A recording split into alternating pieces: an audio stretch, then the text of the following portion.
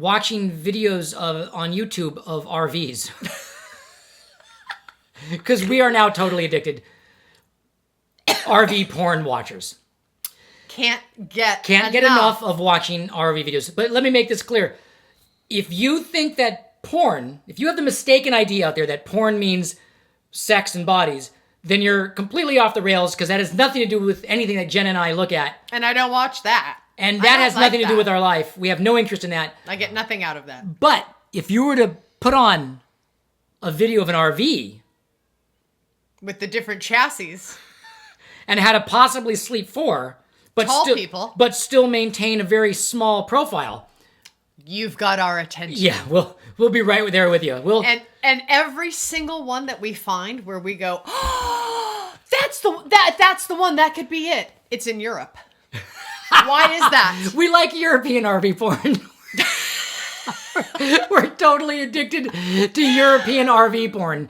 By that I mean it's RVs. America, get your shit together on the RV situation, please. How funny. We love the Swedish and the French RV porn. The Netherlands, the Dutch RVs. Oh my God. Yes. Yeah, we're bad. We watch and we're a little addicted, and our kids come in and catch us watching RV videos, and we feel a little funny, like we should be giving them attention, but we're like in the middle of our RV watching. It's during our adult time. It's adult time. You know, for us. We've been with them all day, and it's our time. And we can't get enough. We got to talk about this for a second. Class C, Class B. We got to talk about this A. because I don't understand why American RVs, other than Airstream, which we'll talk about in a second, can't get their RVs to not look like it's a 1978 bachelor apartment. So ugly. Like they can't. It's so ugly. It's like Motel 6 on wheels. It's the worst. And they're like, hey. And they brag about, like, look at this inlaid wood with the square jutted angles. And you're like, ugh.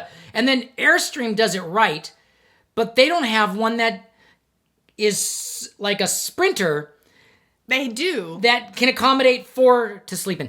So if you don't have an interest in RVs, then this podcast is not for you. Because we are obsessed with RVs, and we are watching our RV porn. To tow or not to tow? To drive or tow? That is the question. I say you got to drive, because then you can be a part of the whole experience. Well, then you have the comfort for the journey, not just the comfort at the destination. When we took the RV and we drove it across country from Los Angeles to Austin when we moved here, my kids loved pooping in the RV.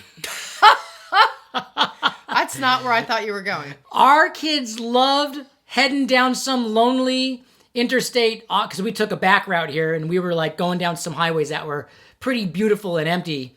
And our kids would be like, I'm going to drop a deuce. And they'd be in there dropping RV deuces. They loved it. I think the rumbling. They're going to be really happy you're talking about this right now.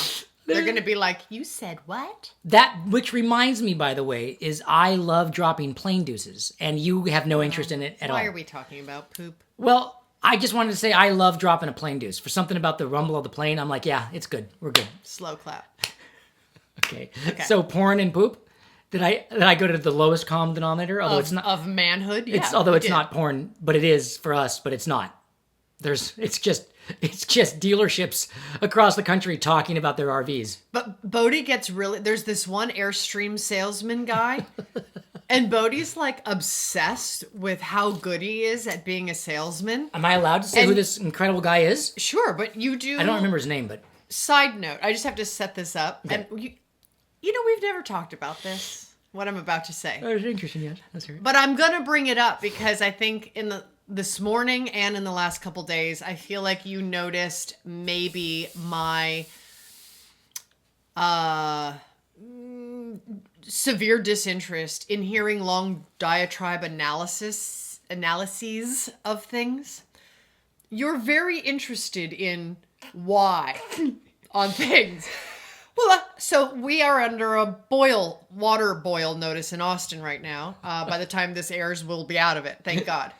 But Bodhi will go, I wonder why that is. So I wonder what the problem was. I'm like, what happened at the plant? Can we talk about scheduling?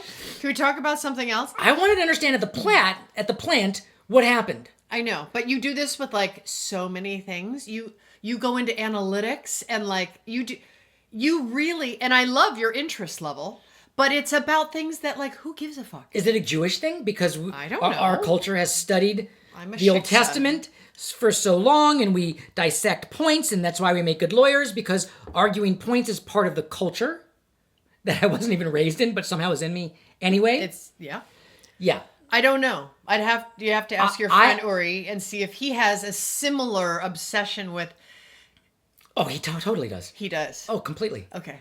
But like on things that have nothing to do with you, like water treatment has nothing to do with Bodhi Elfman, but you'll sit there and really query, I wonder why that is. What are they going to do about it? So once they find it, what is the thing? I'm like, who cares? Why are we spending even another 4 seconds on this? It's fascinating. But I think all of this was just a distraction for you to keep me off of the subject at hand, which is how enamored I am with the vice president of sales for Airstream.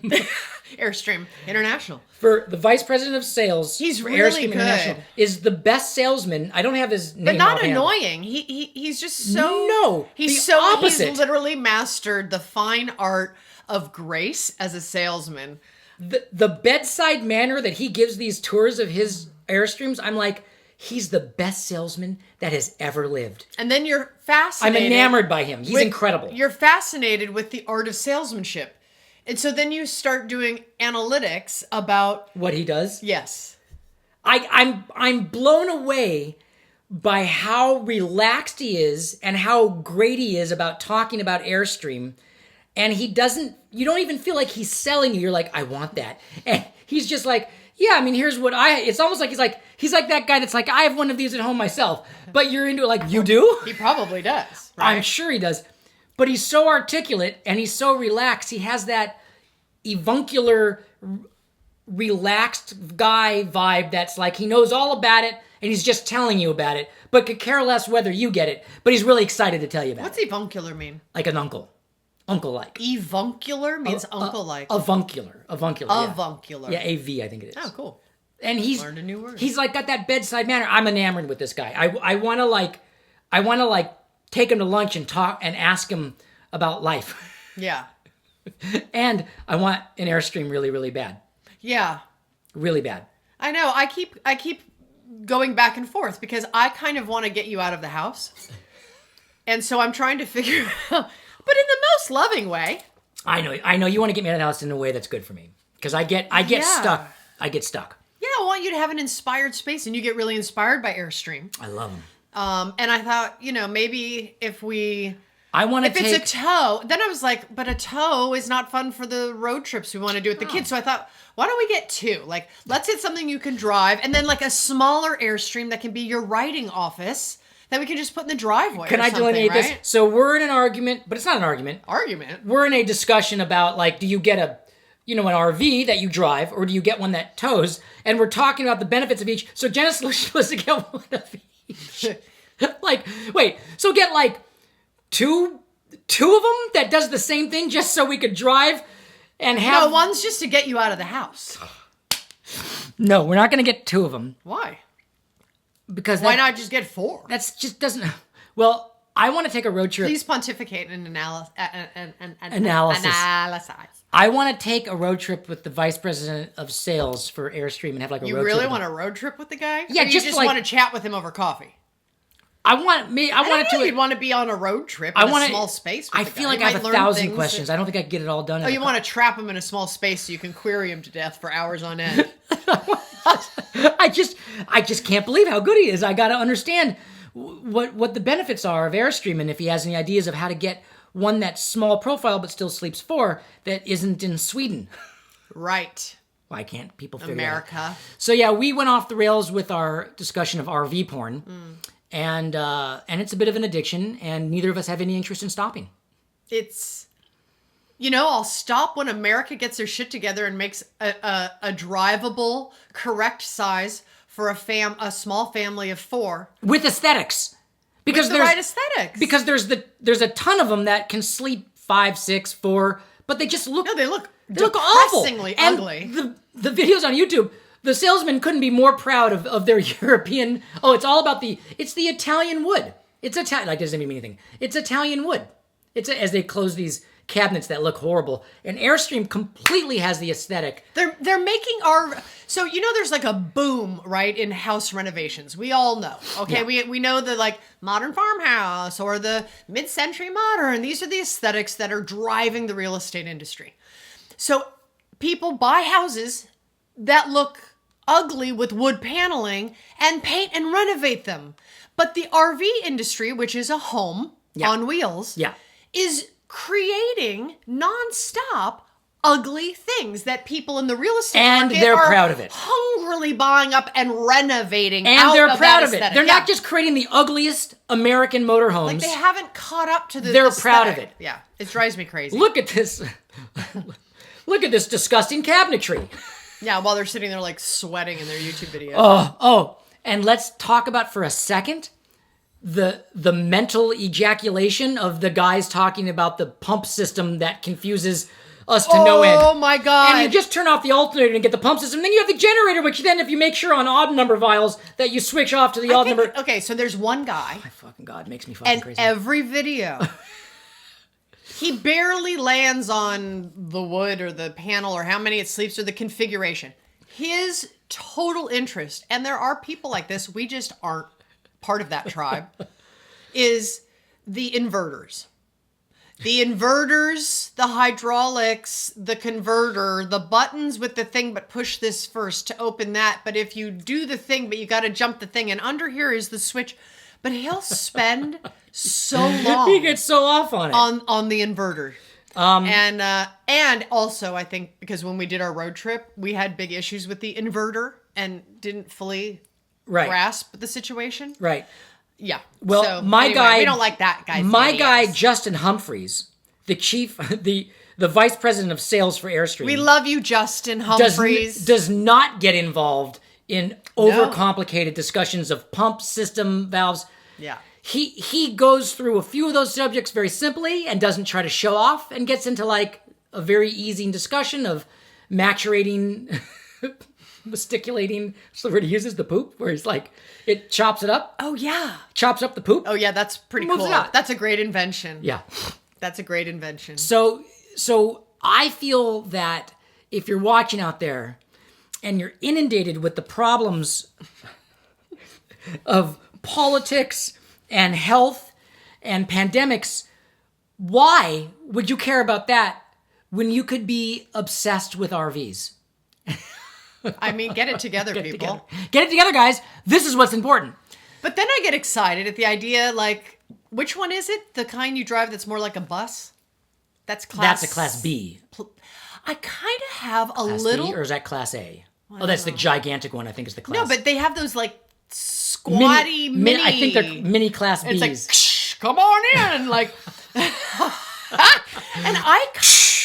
Yeah, like the door opens, you climb up the steps like it's a tour bus, but it's the little kind. Yeah. But there was one that we saw, we went here in Austin to a couple RV places, and they were like, why are you here? We have no stock. Don't you know what's going on? There's a shortage. Oh my God. And I was like, do you want my... So do you have anything I can look at? He couldn't kick us out of there fast enough. Yeah, she was like trying to get rid of us.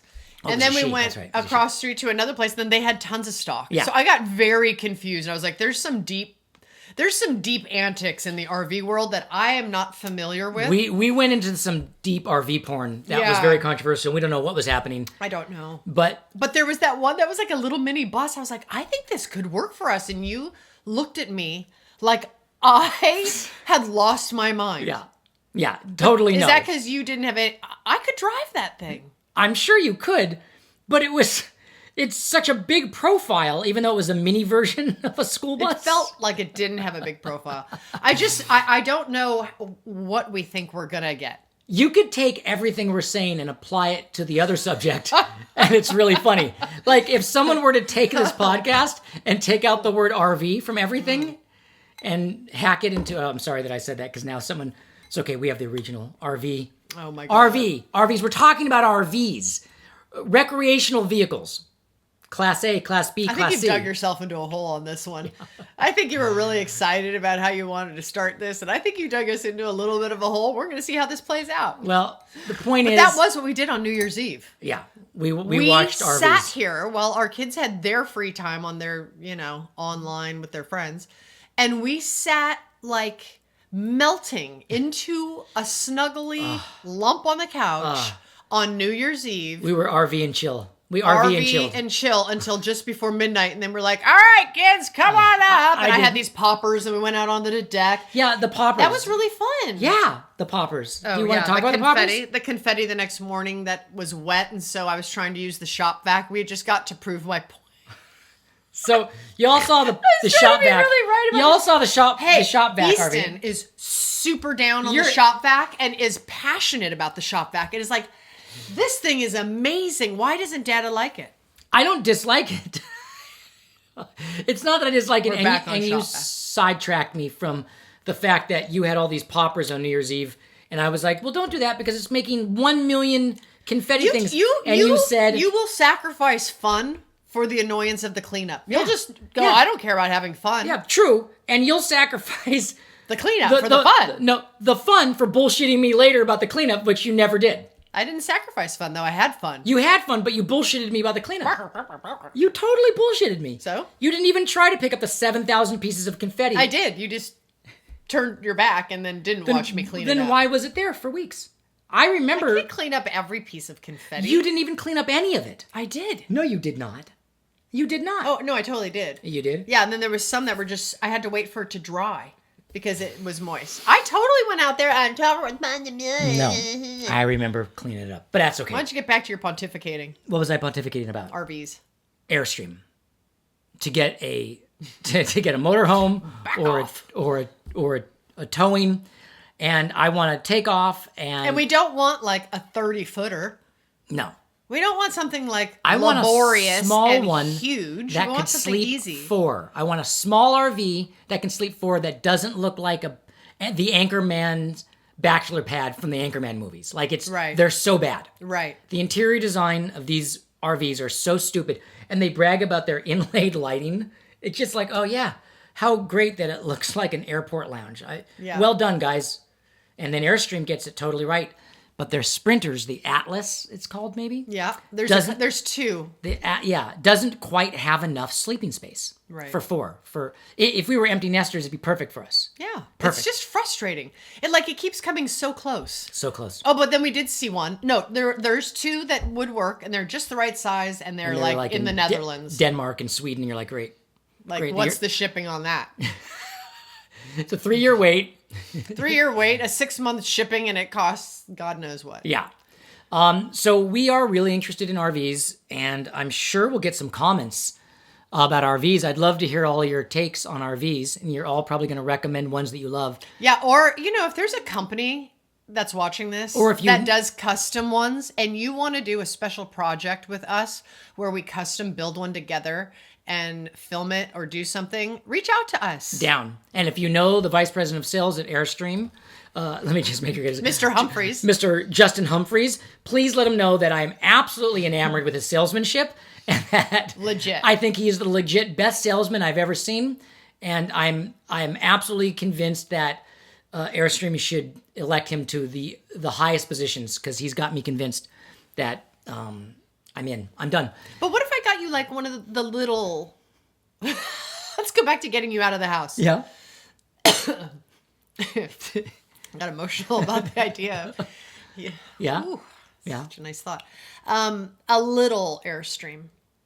What does that mean? With a nice view of the garage door out your window. Right.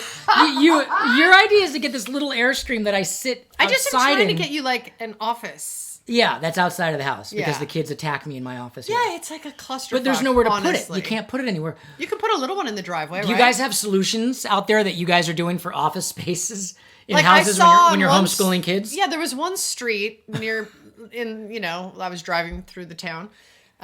They had the larger Airstream that was like the full thing, and it was on their street, and they were using it as their office. I don't think you can park those things on the street for like long periods. Yeah, I don't think you can, and we sure as hell don't want to have to move it every trash day.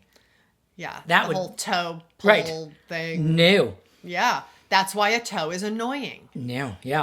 I'm in a conundrum. Hey, you know what's been really interesting lately? So, in light of the pandemic and of social media and travel, and everyone's got these travel videos, it's been people have been showing the behind the scenes of these travel videos, and so it'll be like, like a guy with a selfie in a waterfall. Oh yeah. And then you'll see, you'll turn it around and you'll see there's like another 100 people there doing selfies and videos.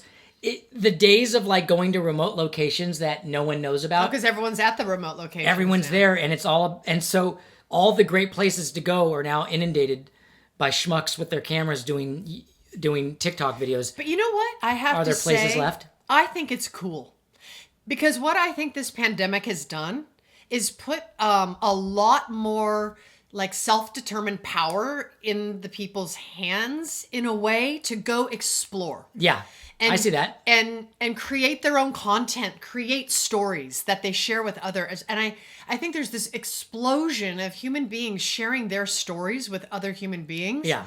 And in a weird way, it's a funny thing. You have this on and off of isolation, but then you have these booms of connectivity at the same time that I think are so lovely. Yeah, okay, I dig that. I just don't dig the idea of going to a cool place and there's 300 people there making TikTok videos. Yeah, I get it. With hoochie mamas and dudes with their shirts off making joke videos. It just... Yeah. I guess I don't mind if their shirts are off. I mean, I take my shirt off when I'm on vacation. Point is, it would ruin the experience that you aren't there with just enjoying it. Everything is just through that. Right. Through that. It's through that. You're not actually enjoying it, you're just kind of through that. Yes. That, I think there's room for both because there's something to sharing it. I don't know. I think it opens up the world for people who don't see it. Yeah. Yeah. It's like Uber for sharing stories. Huh? Explain? Well, Uber is people being able to employ themselves and connect with other people. I see. And all of these TikTok and sharing videos is kind of like the Uber of narrative stories. Okay, I get it. They're like little mini narratives, I think, it. that are kind of fun. And they can, just like there's B movies and bad television, you have good ones and you have shit ones. Yeah. And that's just part of the world. But I think overall, the increase of people sharing their stories and their experiences with each other brings us together more. That's How about they share their stories about RV companies in America getting their shit together and making aesthetic RVs that have small profiles and look okay? Because I'd be down for that. Yeah, I think they got to lean more into that pop-up thing. Yep. I think that's the way to go. That's the way to go. To keep the chassis small, but go up. I think you need second story RV situations. With low profiles. And wheels, by the way. I have a big button on this. She loses her shit about the size of wheels on RVs. RVs are these huge things, and they're dinky wheels. The wheels of a pickup truck. Why? And I don't understand. It feels like they're just going to topple over. I don't understand. I actually the think physics of why they just keep putting tiny wheels. You know, there is a reason, and I can't remember why, but bigger tires are harder and cause more wobble, I think. My Jeep would be an example. My big giant tires, I think it causes a wobble. I think you get smoother ride with smaller tires. Providing you haven't tipped over, sure. That's yeah. It just always felt funny to me. If you're out there in the RV land and you have fantastic ideas, let us know. Yeah. We've watched, I feel like, every YouTube video on an RV. It feels like we've put in our 10,000 hours of research. I've watched several over again many times of Mr. Humphreys for the vice president of sales for Airstream because he's amazing. Like and subscribe and all that sort of fizzle. Hey, and we're on Facebook now with past episodes that are going to catch up to present time. So there's all kinds of exciting things happening. Every man's a shot you can